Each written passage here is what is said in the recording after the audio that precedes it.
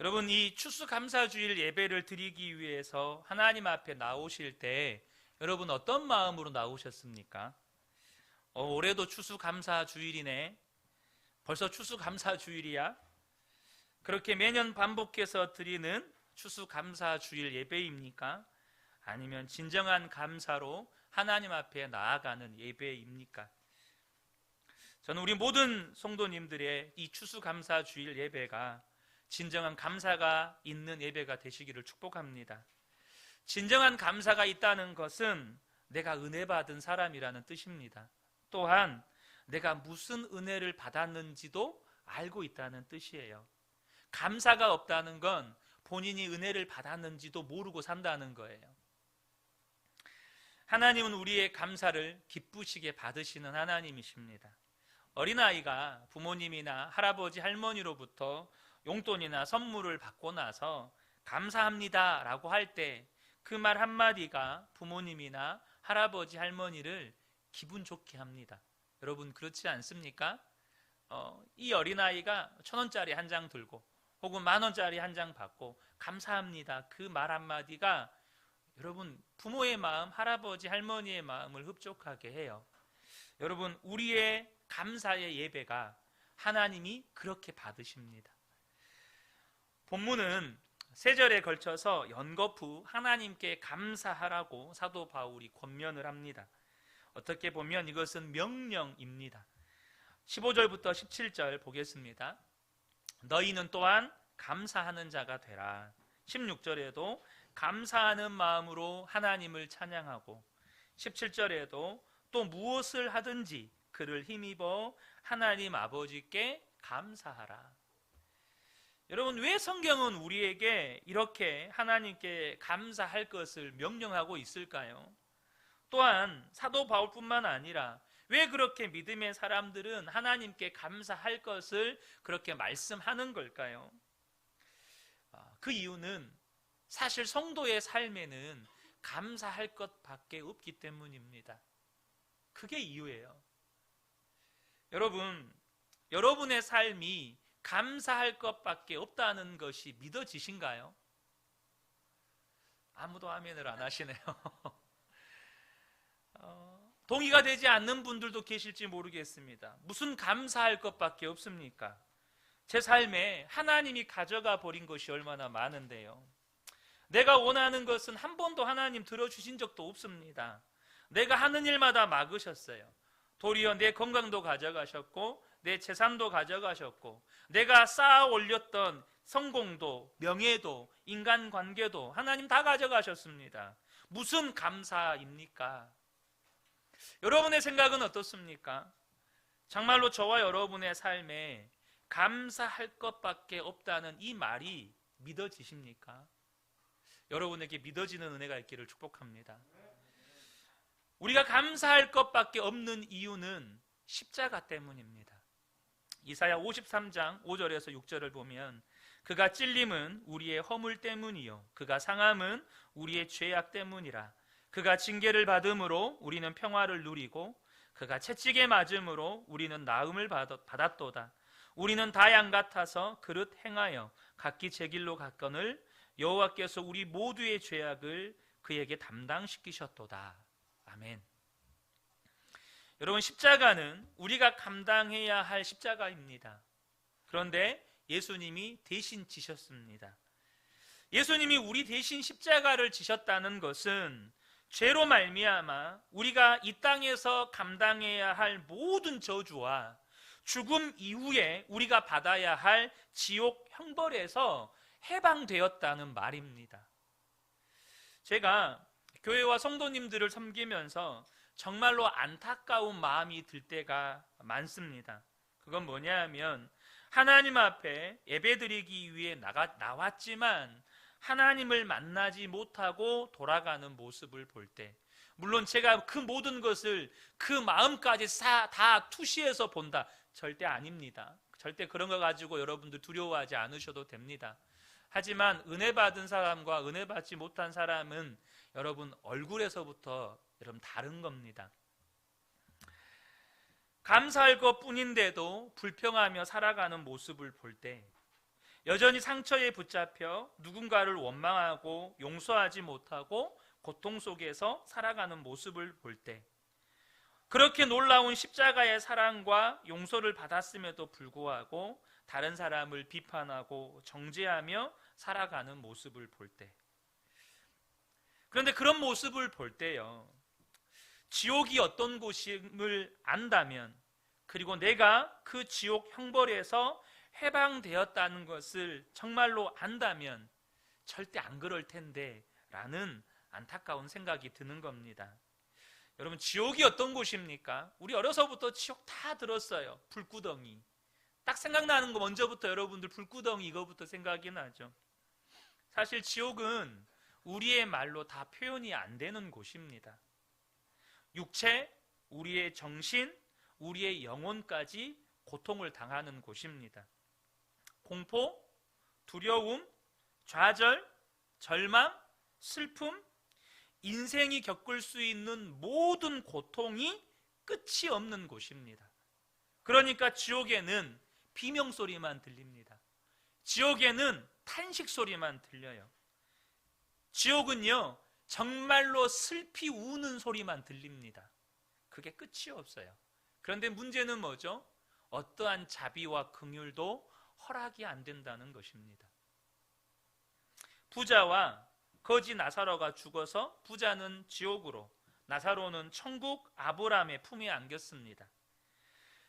지옥 형벌에 던져진 부자는 고통에 몸부림치다가 한 방울의 물로 자기의 혀를 적셔주기를 아브라함에게 구했지만 그 한 방울의 자비가 허락이 되지 않았습니다. 그 고통이 얼마나 심했던지 자기 집 앞에서 죽어가던 나사로에게 쌀 한 톨의 자비와 사랑도 베풀지 않았던 이 이기적인 부자가 평상시에는 왕래도 않고 우애도 없었던 형제들만이라도 지옥에 오지 않도록 그렇게 나사로를 보내서 이 사실을 알려달라고 요청했지만 그 요청마저 묵살된 곳이 지옥입니다. 그러니까 고통은 끝이 없는데 단 한 번의 자비와 긍휼도 허락되지 않는 곳, 우리는 그 영원한 지옥 형벌에서 구원함을 받은 사람들입니다. 여러분, 만약에 여러분이 갚을 수 없는 사채 빚을 졌어요. 제가 여기 집에 가는 길에 새벽 예배 끝나고 집에 가다 보면 그 식자재 마트 그 길가에 무슨 그 광고 포스터 하나가 붙어 있습니다. 사람을 거꾸로 세워서 흔들며 돈을 탈탈 이렇게 털면서 못 받은 돈 회수해 드립니다라는 광고입니다. 여러분, 그 무서운 광고입니다. 여러분이 갚을 수 없는 사채 빚을 졌는데 누가 그 빚을 탕감해 준 것과 비교할 수 없는 은혜가 지옥 형벌에서 해방된 은혜입니다. 여러분이 억울한 누명을 쓰고 구속되어서 무기징역에 처할 상황이었는데, 혹은 사형언도를 받을 상황이었는데 어떤 용기 있는 의로운 사람이 증언을 서줘서 그 억울함을 풀어준 것과도 비교할 수 없는 은혜입니다. 여러분이 물에 빠져 죽을 뻔했는데, 혹은 길을 걸어가다가 심장마비를 일으켜서 쓰러졌는데 누군가로부터 구함을 받은 것과 비교할 수 없는 은혜입니다. 예찬아, 지금부터 졸려고 폼을 잡으면 안 돼. 목사님을 보고 정신 똑바로 차리고 네가 지옥에서 구원받았다는 걸 알면 절대 안 졸아. 여러분, 우리가 어려울 때요, 누가 10만 원, 5만 원만 섬겨줘도 그렇게 감사해요. 여러분, 그렇죠? 내가 어려울 때 누가 나에게 손 한 번만 내밀어줘도 그렇게 감사가 됩니다.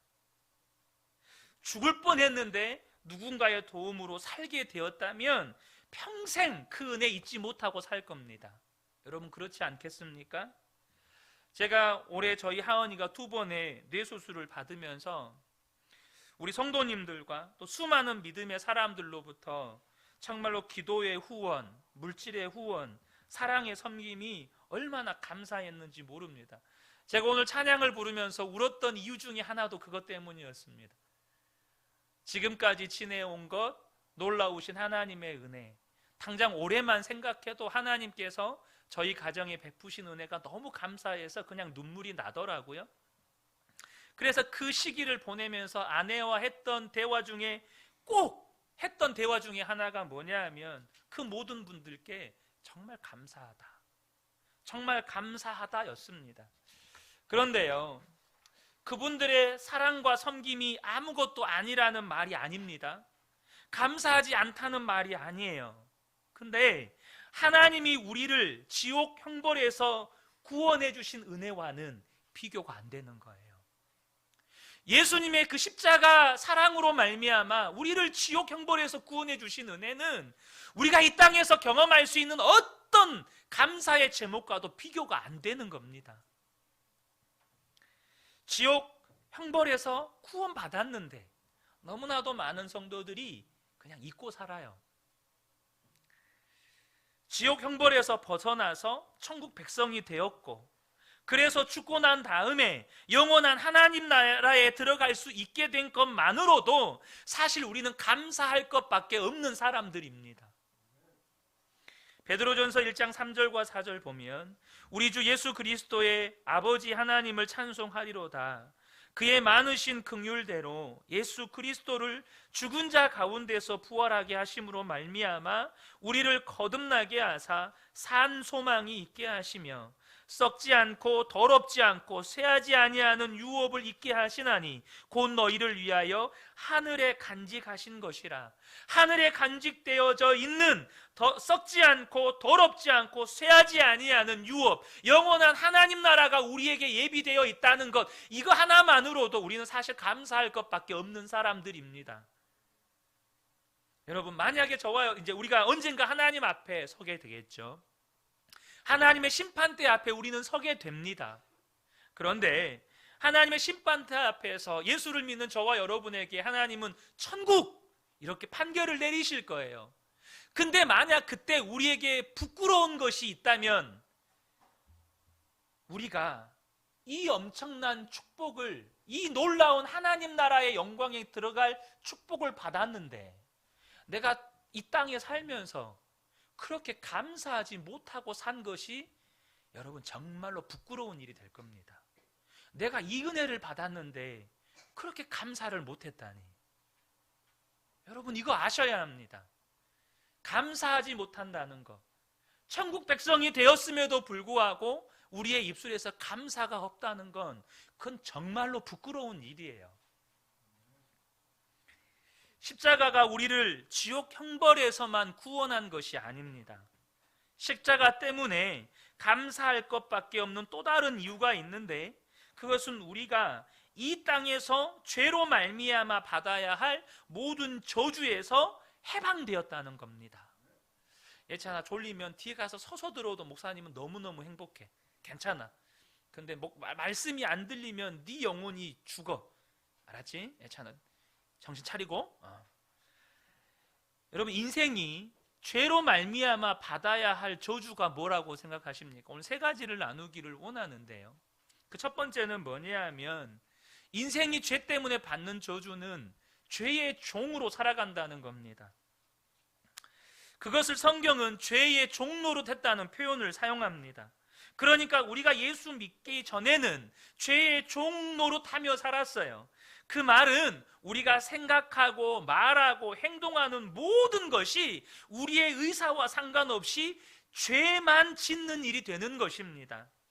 제가 얼마 전 로마서 말씀을 나누면서 죄의 본성에 대한 말씀을 드린 적이 있어요. 하나님은 우리의 죄를 죄의 양이나 질로 분별하지 않습니다. 죄의 본성으로 죄를 말해요. 그러니까 사과나무가 사과를 많이 맺든 적게 맺든, 아니 사과를 그 해에는 전혀 맺지 않았어요. 그러나 그 나무는 사과나무예요. 마찬가지로 인간이 죄를 많이 짓든 적게 짓든, 혹은 정말로 잔악무도한 죄를 짓든 그냥 도덕적으로 별로 손가락질 당하지 않을 그런 죄를 짓든, 아니 우리가 죄라고 말하는 것을 전혀 짓지 않더라도 그 사람은 죄인이에요. 여러분, 본성이 죄인이기 때문입니다. 이것이 죄의 종노릇하며 살아간다는 거예요. 우리가 생각하고 말하고 행동하는 모든 것이 죄의 열매들 뿐이에요. 그래서 성경의 선언이 무엇입니까? 로마서 3장 10절에서 12절 보면 성경에 이렇게 기록되어 있습니다. 의인은 없다, 한 사람도 없다. 깨닫는 사람도 없고 하나님을 찾는 사람도 없다. 모두가 곁길로 빠져서 쓸모가 없게 되었다. 선한 일을 하는 사람은 없다, 한 사람도 없다. 여러분, 의인은 없는 겁니다. 그게 죄의 종로로 타며 살아간다는 거예요. 그런데 예수님이 십자가에서 우리를 대속해서 죽으심으로 말미암아서 우리가 죄의 종로로 타는 데서 해방됐어요. 로마서 6장 6절입니다. 우리가 알거니와 우리의 옛사람이 예수와 함께 십자가에 못 박힌 것은 죄의 몸이 죽어 다시는 우리가 죄에게 종로로 타지 아니하려 하게 함이니. 예수님의 십자가가 우리를 죄의 저주에서 죄의 종로로 타는 데서 해방하셨습니다. 자, 죄의 종로로 돼서 해방됐다는 말이 무슨 말입니까? 예수 믿기 전에는 모든 것이 죄였어요. 근데 예수를 믿은 다음에는 죄를 짓지 않고 사는 길이 열렸다는 거예요. 예수를 믿은 다음에는 이제는 죄를 이기며 살 수 있는 길이 열렸다는 거예요. 요한일서 3장 9절에 보면 하나님께로부터 난 자마다 죄를 짓지 아니하나니 이는 하나님의 씨가 그의 속에 거함이요 그도 범죄하지 못하는 것은 하나님께로부터 났음이라. 죄를 이기는 예수의 생명이 우리 안에 들어오니까 그 생명을 품은 믿음의 성도들, 하나님의 자녀들도 이제는 죄를 이기며 살 수 있는 길이 열린 겁니다. 얼마나 감사합니까? 이전에는 내가 무슨 노력을 해도 죄를 안 짓고 살 수가 없었어요. 근데 예수를 믿고 난 다음에는요, 죄를 이기며 살 수 있는 길이 열렸어요. 두 번째가 뭐냐면 이 죄의 저주가 바로 썩어질 것들의 종으로 살아간다는 겁니다. 이 썩어질 것들의 종으로 살아간다는 말은 뭐냐면 이 땅에서만 유효한 것들, 다른 표현으로 하면 영원한 삶을 위해 우리가 구원을 얻는데 어떠한 의미도 도움도 되지 않는 것들에 매여서 그 종으로 살아간다는 것입니다. 쉽게 말해 무엇을 먹을까, 무엇을 마실까, 무엇을 입을까 염려하면서 그것에 매여 살아간다는 거예요. 이 땅에서 잘 먹고 잘 살기 위해서 그것이 삶의 전부인 것처럼 살아간다는 겁니다. 에베소서 2장 2절과 3절을 보면 그 사람들의 모습을 그대로 이야기해 줍니다. 그때에 여러분은 허물과 죄 가운데서 이 세상의 풍조를 따라 살고 공중의 권세를 잡은 통치자 곧 지금의 불순종의 자식들 가운데서 역사하는 작용하는 영을 따라 살았습니다. 우리도 모두 전에는 그들 가운데서 육신의 정욕대로 살고 육신과 마음이 원하는 대로 행했으며 나머지 사람들과 마찬가지로 날 때부터 진노의 자식이었습니다. 세상 풍조가 뭡니까? 돈이 최고다. 뭐니 해도 돈이 최고야. 야, 누가 뭐라고 해도 권력이 최고다. 성공하면 장땡이야. 수단과 방법을 가리지 말고 성공해라. 이것이 세상이 가르치는 것이고 사람들은 그것이 전부인 줄 알고 살아갑니다. 그런데 그렇게 썩어질 것의 종으로 살아가는 사람들의 뚜렷한 특징이 있습니다. 그게 뭘까요? 만족이 없다는 겁니다.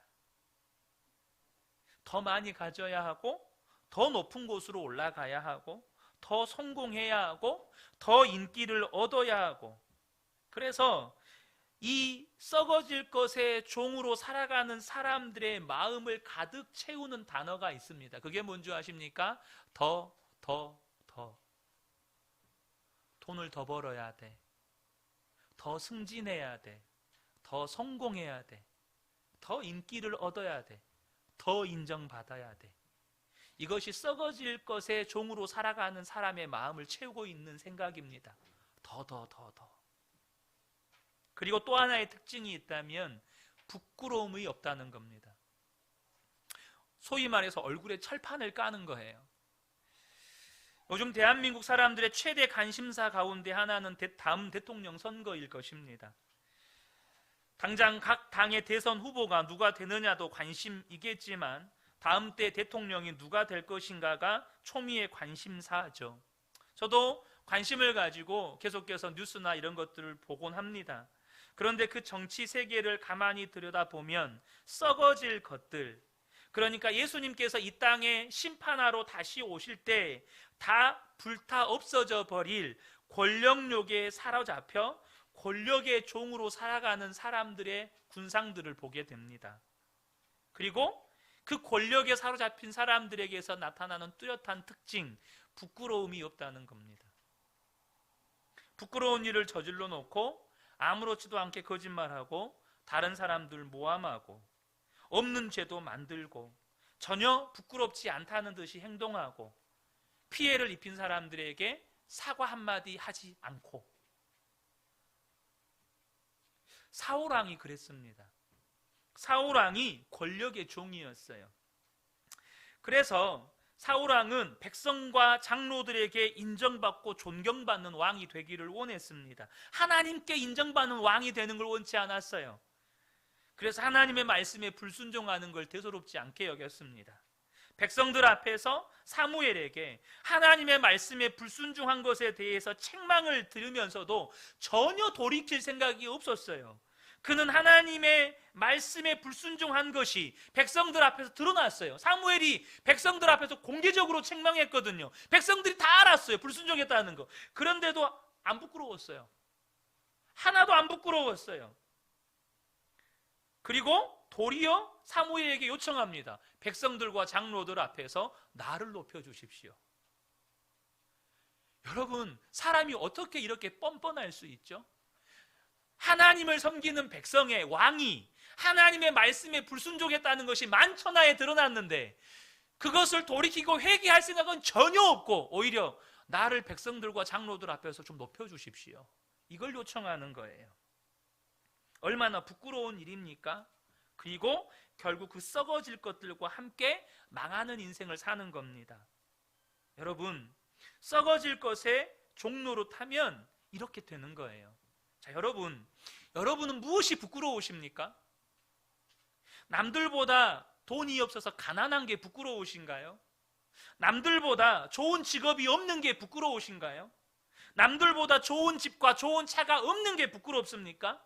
남들보다 인기가 없고 남들보다 인정받지를 못하고 남들보다 우리 아이들 공부 못하고 남들보다 외모가 좀 변변하지 못하고 여러분, 그것이 부끄럽습니까? 그렇다면 썩어질 것들의 종로로 가는 겁니다. 다윗은 무엇이 부끄러운 일인지를 분명히 알았습니다. 그들은 백성들 앞에서 자기의 죄가 낱낱이 드러났어요. 모든 신하들이 보는 앞에서 그 죄가 드러났어요. 그것도 엄청나게 치욕스러운 죄였습니다. 남의 아내를 빼앗고 간음하고 심지어 그 남편을 죽였어요. 근데 그는 백성들 앞에서 왕의 권위가 실추되는 것은 별로 중요하지 않았습니다. 그가 부끄러운 건 하나님 앞에서 범죄한 것이었습니다. 그가 두려운 것은 하나님께 버림받는 거였습니다. 그래서 그는 그 신하들이 다 보는 앞에서 나단 선지자가 그 죄를 이야기할 때 그 앞에 그 즉시 무릎 꿇었습니다. 여러분, 예수님의 십자가는 우리를 이 썩어짐의 종로로 탄 데서 해방시켜 주신 십자가입니다. 로마서 8장 21절, 그 바라는 것은 피조물도 썩어짐의 종로로 탄 데서 해방되어 하나님의 자녀들의 영광의 자유에 이르는 것이니라. 여러분, 저와 여러분이 썩어짐의 종로로 돼서 해방하는 것, 그것이 예수님이 십자가에서 죽으신 이유 중에 하나라는 거예요. 썩어짐의 종로로 하는 데서 해방되었다는 말의 핵심은 뭘까요? 그것은 모든 상황에서 어떤 형편에서도 만족하게 되었다는 겁니다. 오직 예수님 한 분만으로 만족하게 됐다는 거예요. 그래서 사도 바울은 어떤 형편에서든지 자족하기를 배웠다고 고백을 해요. 그런데 이것을 다른 성경의 번역을 보면 오늘 감사주일이잖아요. 이 감사주일에 맞게 정말 실제적으로 번역을 해놨어요. 빌립보서 4장 11절에서 13절 보겠습니다. 쉬운 성경입니다. 나는 내가 가진 것에 만족하고 있으며 어떠한 환경에서도 감사하는 법을 배웠습니다. 만족하고 어떠한 형편에서도 감사하고 가난을 이겨낼 줄도 알고 부유함을 누릴 줄도 합니다. 배부를 때나 배고플 때나 넉넉할 때나 궁핍할 때나 어떤 형편에 처해서도 기뻐하고 즐거워합니다. 내게 능력 주시는 그리스도를 통하여 나는 모든 것을 할 수 있습니다. 이것이 십자가의 능력입니다. 이것이 십자가가 우리를 모든 썩어짐의 종로로 단 데서 해방시켜 주신 구원의 은혜입니다. 세 번째로 우리가 죄로 말미암아 이 땅에서 받는 저주는 율법의 종으로 살아가는 것입니다. 율법의 종으로 살아간다는 말은 율법을 행하여 선행을 통해서 구원받으려고 몸부림치며 살아간다는 말이에요. 나 더 기도해야 되는데, 그래야 복 받는데, 나 11조 안 빼먹고 해야 되는데, 그래야 하나님이 나 복 주시는데, 주일 성수 꼭 해야 되는데, 그래야 하나님이 복 주시는데, 기도는 하루에 3시간씩 해야 되는데, 그래야 하나님이 복 주시는데, 끊임없이 행위를 강조하면서 살아가는 거죠. 그런데 문제가 뭐죠? 율법으로 의롭다함을 받을 인생이 없다는 겁니다. 로마서 3장 20절에 율법의 행위로 그의 앞에 의롭다 하심을 얻을 육체가 없나니, 이게 성경의 선언이에요. 율법으로 의롭다함을 받을 수 없다는 말은 율법을 온전히 지킬 수 없다는 말입니다. 사람은 아담이 하나님께 범죄한 후에 율법을 온전히 지켜서 의롭게 될 가능성이 사라져 버렸습니다. 그래서 율법의 종으로 살아가는, 이 율법적으로 신앙생활을 하는 분들은 신앙생활이 힘들어요. 여러분, 예수 믿으면 어려운 일이 안 생깁니까? 근데 예수 믿어서 어떤 어려운 일이 생기면 율법적인 신앙생활을 하시는 분들은 바로 이런 반응이 나옵니다. 내가 무슨 죄를 지었나? 내가 이번에 11조 헌금 10만 원 해야 되는데 10,000원 빼먹고 9만 원 했는데 하나님이 그거 가지고 나를 지금 치시는구나. 뭔가 어려운 일만 닥치면 자신의 행위를 돌아보고 그 행위를 또 보완하고 또 보완하고 또 보완하려고 해요. 그러니까 어떻습니까? 신앙생활이 무거워요. 안 되는 것으로 의로워지려고 하니까 무언가 열심히 신앙생활을 하는 것 같은데 무거운 짐을 지고 가는 것 같고 얼굴은 늘 굳어있고 안 되니까 좌절을 반복합니다. 그래서 사람이 위선적으로 바뀌어요. 실제로 그렇게 살지 못하지만 겉으로라도 그렇게 사는 것처럼 보이고 싶으니까. 그래서 여러분, 율법적인 종교들의 특징이 뭐냐면 다 의식이 화려하고 장엄하다는 겁니다. 여러분, 최고의 율법적인 종교 중에 하나가 이슬람이잖아요. 여러분, 1년에 한 번씩 메카를 성지순례하는 거 아시죠? 전 세계에서 몇백만 명이 몰려듭니다. 여러분, 수백만 명이 한 번에 몰려드는 그 성지순례, 세계 어느 곳에도 그런 장엄한 성지순례가 없습니다. 그들이 구원받으려면 반드시 해야 되는 것 하나가 그 성지순례거든요. 율법을 온전히 지킬 수 없기 때문에 화려한 의식으로 포장하여 마음의 위안을 삼으려는 거죠. 그래서 율법의 종으로 살아가는 사람들에게서 나타나는 뚜렷한 특징이 구원의 확신이 없기 때문에 마음속에 늘 두려움이 있다는 겁니다. 김승학 장로님의 간증을 보면 이 메카 주지사라는 직책이 있습니다. 이 메카 주지사는 전 세계 17억 무슬림 가운데 유일하게 메카에 들어갈 수 있는 제사장입니다.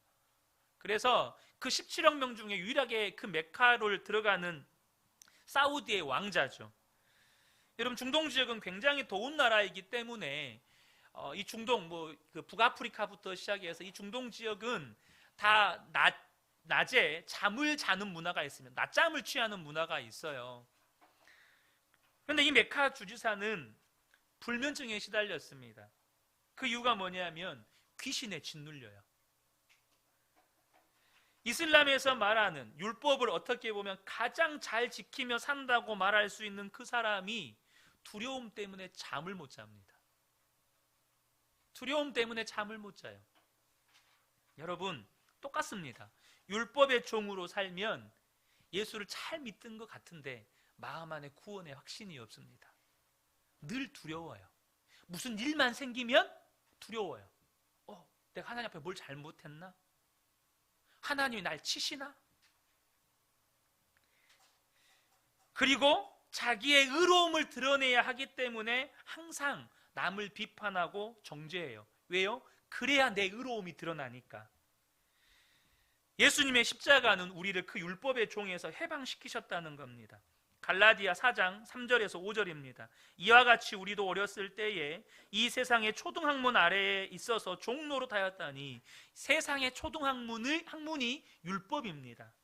때가 참에 하나님이 그 아들을 보내사 여자에게서 나게 하시고 율법 아래에 나게 하신 것은 율법 아래에 있는 자들을 속량하시고 우리로 아들의 명분을 얻게 하려 하심이라.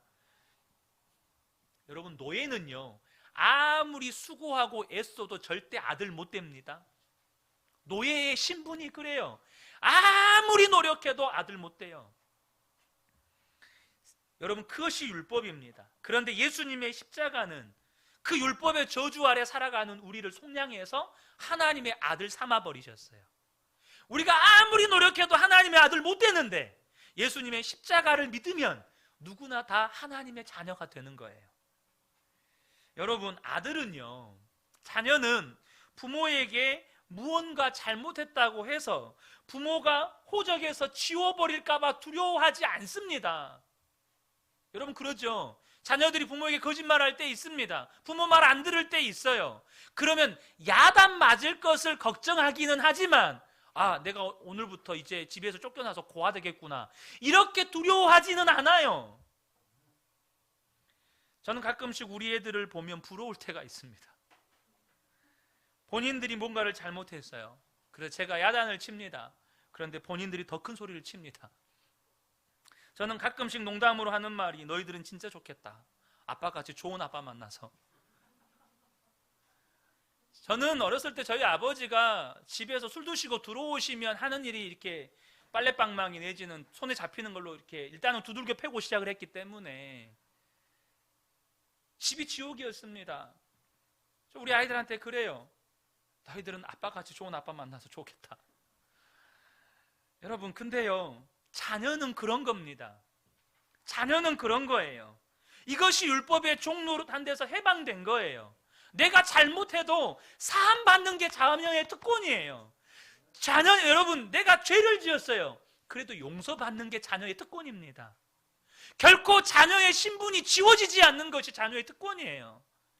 근데 율법의 종노릇하는 사람들은요, 아무리 열심히 신앙생활을 하지만 늘 두려워요. 지옥 갈까 봐. 여러분, 이 십자가에서 우리를 율법의 종노릇에서 해방하셨다는 말은 구원의 확신이 없는 그 모든 두려움에서 우리를 해방하고 결코 구원이 취소되지 않는 확신과 자유함을 주는 은혜인 거예요. 여러분, 성도는 감사할 것밖에 없는 사람들이에요. 십자가 때문에 그렇습니다. 십자가가 우리를 감사할 것밖에 없는 사람으로 만들어 버렸어요. 독일에 있는 어느 성도님이 혀에 암이 생겨서 혀를 절단해야 하는 처지가 되었습니다. 혀를 절단하는 수술을 하는 날 의사가 하는 말이, 당신은 이제 아무 말도 하지 못하고 살게 될 텐데 당신이 이제 마지막으로 꼭 하고 싶은 말을 하십시오 라고 이 이야기를 했습니다. 그때 그분이 눈을 감고 한참을 생각하다가 눈물을 흘리면서 세 마디 고백을 합니다. 그 고백이 뭔지 아세요? 하나님 감사합니다. 하나님 감사합니다. 하나님 감사합니다. 여러분, 이것이 진짜 예수를 믿는 성도의 영적인 본능입니다. 그 고백을 듣고 의사도 간호사도 가족들도 다 울었습니다. 여러분, 만약에 내가 정말로 마지막으로 말을 하고 그 다음에 더 이상 말을 할 수 없다면 여러분은 무슨 말을 하시겠습니까? 하나님께 감사하다는 것을 내 입으로 고백할 수 있는 마지막 기회를 주셨구나, 이런 생각이 드는 것. 그 사람이 십자가의 사랑과 용서와 구원을 경험한 진짜 성도요. 그것이 진짜 성도의 영적인 본능이에요. 하나님 감사합니다. 왜 그렇습니까? 십자가로 말미암아 우리가 받아야 할 그 지옥 형벌에서 우리가 구원받았기 때문이에요. 십자가로 말미암아 우리가 이 땅에서 죄 때문에 받아야 할 모든 저주, 죄의 종에서, 썩어질 것의 종에서, 율법의 종에서 우리를 해방시켰기 때문입니다. 그러므로 우리는 어떤 처지와 형편에서도 사실 감사할 것밖에 없는 사람들입니다. 왜요? 우리는 이미 받을 복을 다 받았어요. 여러분, 왜 하나님이 우리에게 감사하라고 그렇게 말씀하실까요? 다른 거 아닙니다. 복 받으라는 말이에요. 너희에게 임한 그 복을 누리라는 말입니다. 그러니까 하나님께서 우리에게 감사해라, 이 말은 뭐냐면 복 받아라, 너희에게 준 복을 제발 좀 누려라, 여러분, 이 말인 겁니다. 사랑하는 성도 여러분, 감사하십시오. 여러분, 복 받으십시오. 하나님 주신 복을 여러분 누리십시오.